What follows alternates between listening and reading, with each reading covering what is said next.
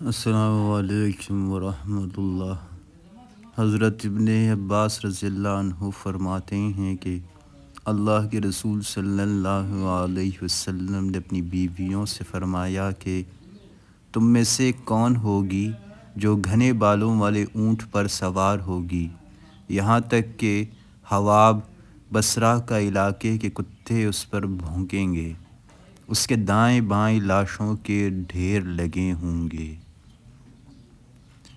قیس ابن ابی حازم رضی اللہ عنہ فرماتے ہیں کہ جب سیدہ عائشہ صدیقہ بنو عامر کے محلے سے گزریں تو کتوں نے بھونکنا شروع کر دیا۔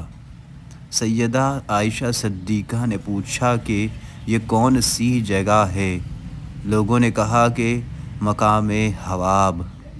فرمانے لگی کہ آپ کو واپس چلے جانا چاہیے۔ حضرت زبیر رضی اللہ عنہ فرمانے لگے کہ آپ واپس نہ جائیے بلکہ آگے بڑھیے تاکہ لوگ آپ کو دیکھیں اور باہم صلح کر لیں۔ سیدہ عائشہ صدیقہ فرمانے لگیں کہ نہیں، مجھے واپس چلے جانا چاہیے، کیونکہ آپ نے اللہ کے رسول صلی اللہ علیہ وسلم کا یہ فرمان سنا تھا کہ کیا کیفیت ہوگی کہ جب تم میں سے کسی ایک پر حواب کے کتے بھونکیں گے۔ ابو رافع رضی اللہ عنہ سے روایت ہے کہ صلی اللہ علیہ وسلم نے سیدنا علی رضی اللہ عنہ سے فرمایا کہ علی، تیرے اور عائشہ کے درمیان اختلاف رونما ہوگا۔ سیدنا علی رضی اللہ عنہ نے کہا کہ یا رسول اللہ صلی اللہ علیہ وسلم، میرے ساتھ؟ فرمایا کہ ہاں۔ کہا کہ پھر تو میں دنیا کا بدبخت انسان ہو جاؤں گا۔ فرمایا کہ نہیں، جب ایسا مسئلہ واقع ہو تو عائشہ کو مقام امن کی طرف بھیج دینا۔ سیدنا عثمان رضی اللہ عنہ کی مظلومانہ شہادت کے بعد لوگ سیدنا علی رضی اللہ عنہ کے پاس آئے، جن میں سے قاتلین اور فسادی بھاری تعداد میں شامل تھے، اور کہا کہ آپ رضی اللہ عنہ ہاتھ بڑھائیں، ہم خلافت کے لیے آپ رضی اللہ عنہ کی بیعت کرتے ہیں۔ آپ رضی اللہ عنہ نے فرمایا کہ پہلے لوگوں سے مشاورت کی جائے۔ بعض کہنے لگے کہ اب اگر لوگ اس حال میں اپنے شہروں کو واپس چل دیے کہ سیدنا عثمان رضی اللہ عنہ شہید ہیں، خلیفہ کوئی نہیں، تو امت کا اختلاف اور فساد کبھی رفع نہیں ہوگا۔ در حقیقت قاتلین عثمان اپنے زیر تسلط اپنی مرضی کا خلیفہ بنانا چاہتے تھے۔ بالآخر ان لوگوں نے قتل کی دھمکی دے کر سیدنا علی رضی اللہ عنہ کی زبردستی بیعت کر لی۔ بیعت کرنے والوں میں حضرت طلحہ رضی اللہ عنہ اور حضرت زبیر رضی اللہ عنہ بھی شامل تھے۔ پھر یہ دونوں حضرات مکہ کو چل دیے۔ وہاں سیدہ عائشہ صدیقہ سے ملاقات ہوئی اور مذکورہ صورتحال پر تبادلہ خیال ہوا۔ پھر یہ حضرات بصرہ چلے گئے اور وہاں کے لوگوں سے مل کر سیدنا علی رضی اللہ عنہ سے قاتلین عثمان کا مطالبہ کر دیا، جس کا سیدنا علی رضی اللہ عنہ کی طرف سے کوئی جواب نہ ملا۔ یہاں سے حالات نے نئی کروٹ بدلی اور سیدنا علی رضی اللہ عنہ کو بھی قاتلین عثمان میں شمار کیا جانے لگا، حالانکہ سیدنا علی رضی اللہ عنہ نہ تو قاتلین عثمان میں سے تھے اور نہ ہی ان کی حمایت میں۔ پھر سیدنا علی رضی اللہ عنہ نے قاتلین عثمان پیش کیوں نہ کیے؟ اس سوال کا جواب آگے ذکر کیا جائے گا۔ اس دور میں فوری گفتگو یعنی ڈائریکٹ کالنگ کا کوئی ذریعہ نہ تھا، بلکہ ایک علاقے سے دوسرے تک پیغام رسانی کے لیے ہفتے بلکہ مہینے بھی درکار ہوتے تھے۔ علاوہ ازیں بات کا بھتنگر بن جانا بھی خطرے سے خالی نہیں ہوتا تھا۔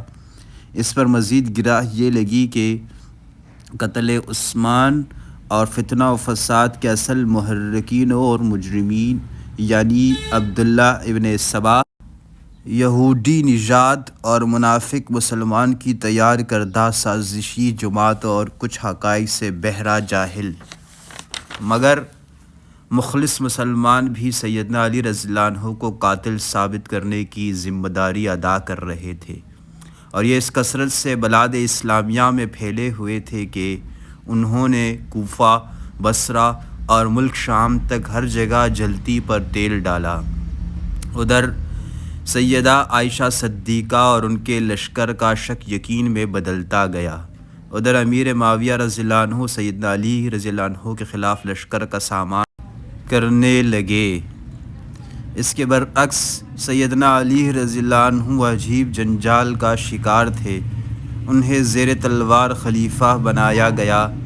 خلافت ابھی غیر مستحکم تھی، لوگ حقائق سے بے بہرا تھے، لشکر موجود نہیں تھا، لوگ ساتھ دینے کو تیار نہ تھے، قاتلین عثمان کی تعیین و تحدید غیر ممکن تھی، بلکہ سیدنا عثمان رضی اللہ عنہ کی زوجہ بھی کسی قاتل کی نشاندہی نہ کر سکی تھیں۔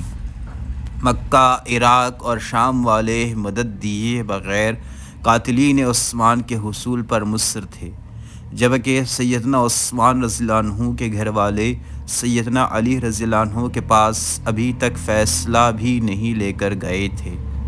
فسادیوں کا ایک بڑا ٹولہ سیدنا عثمان رضی اللہ عنہ سے ذاتی رنجش بھی رکھتا تھا، جنہیں سبھائی خوب استعمال کر رہے تھے، جبکہ سیدنا علی رضی اللہ عنہ حلفاً کہہ رہے تھے کہ نہ آپ نے عثمان کو قتل کیا ہے اور نہ ان کے قتل پر خوش ہیں اور نہ ہی قاتلین کی حمایت میں ہیں، مگر فوری پیغام رسانی یعنی کمیونیکیشنز کے مفقود ہونے کی وجہ سے سیدہ عائشہ صدیقہ، طلحہ رضی اللہ عنہ، زبیر رضی اللہ عنہ اور امیر معاویہ رضی اللہ عنہ وغیرہ سے افہام و تفہیم ناممکن الوجود تھا۔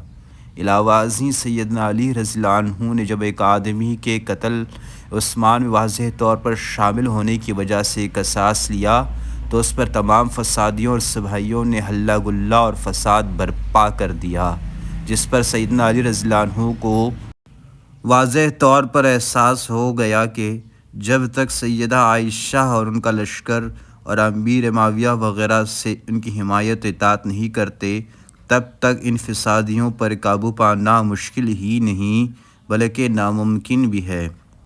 خیر یہ لاوا پکتا رہا، جس کا بالآخر جنگ جمل اور پھر صفین کی صورت میں پھٹنا مقدر تھا۔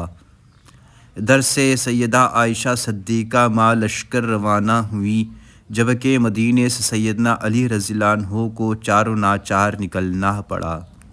کچھ فسادی ایسے بھی تھے جو سیدنا علی رضی اللہ عنہ کو اس بات پر اکسا رہے تھے کہ آپ رضی اللہ عنہ پہلے خلیفہ منتخب ہو چکے ہیں، لہٰذا آپ کے خلاف عدول و خروج کرنے والوں کی سرکوب بھی ضروری ہے۔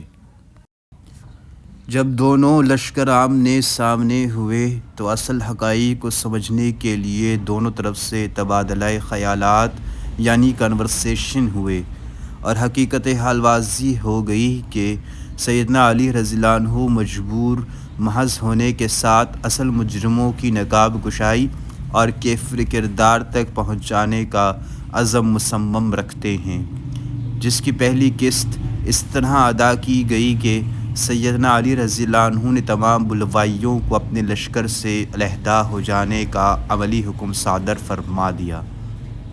یہ کوششیں بار آور ہوا چاہتی تھیں کہ عین صلح کی آخری رات عبداللہ ابن سبا یہودی لعین کے آرڈر پر بلوائیوں نے سیدہ عائشہ صدیقہ کے لشکر پر شب خون مارا۔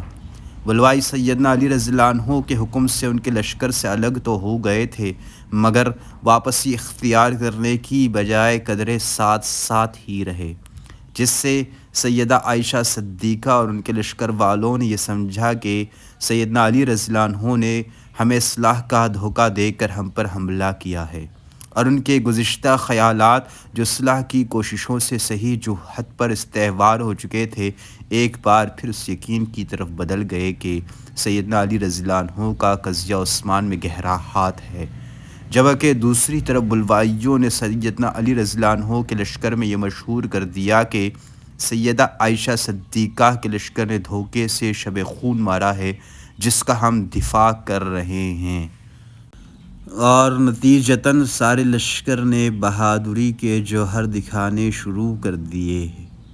یہ حقیقت بھی تشت اسبام ہو جاتی ہے کہ صبائیوں نے ابن سبا لعین کی ایما پر اس حملے کا اقدام اس غرض سے کیا تھا کہ مسلمان باہمی طور پر قتل و خون میں نہا جائیں، اور یہی ان کا بنیادی مقصد تھا۔